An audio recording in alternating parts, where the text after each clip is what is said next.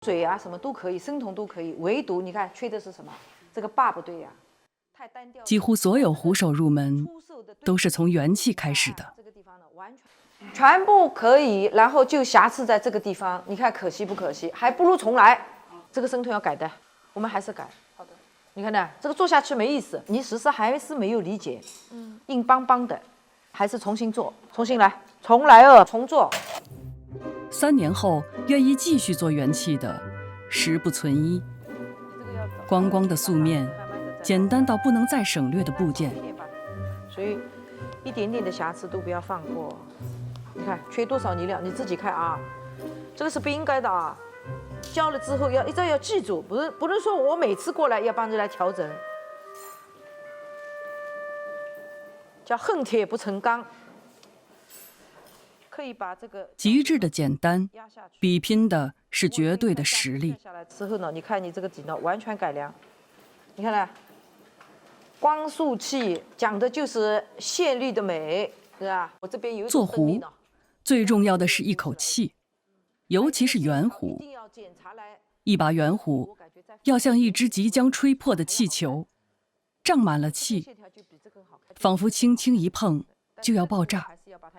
这就是虎手们追求的张力。好看了不啦？完全不一样了不啦？还有这个点要加。那么拐过来，张力的关键是深捅功夫。都是没多好，是吧？木搭子重重砸下去，一块泥料就成了圆饼，一咕噜就成了一只底片。裁切泥条，围绕成一个圆筒，与规定深筒大小的围片相接，一只毛坯深筒就成了。拍扁的深筒，空气接触面积增大，水分蒸发速度急剧升高，这是紧急信号。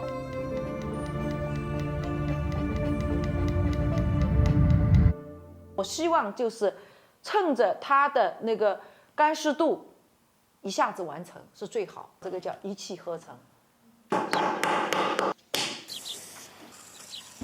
一旦泥片干燥，就会彻底开裂，因此也让吴其民养成了风风火火的性格。来不及做呀，这个干燥很快的呀。打好的深筒是半固态的球体，也是从此刻起，重力会将深筒一点点扯向地面，让一只造型饱满的深筒失去它的气。速度跟不上，你更加麻烦，就差一口气了。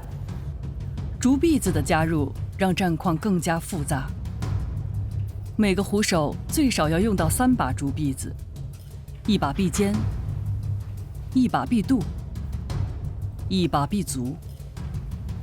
篦深筒的过程里，虎手要不时透过孔里吹气，让深筒保持结构。要做活，要做得顺手，一气呵成很重要。在原本的底片上再虚接一层假底，涂抹滋泥，举车切割，虚片掉落，这是壶的圈足。吹起来一点。吴其敏他必须加快速度，但疲劳已到极限。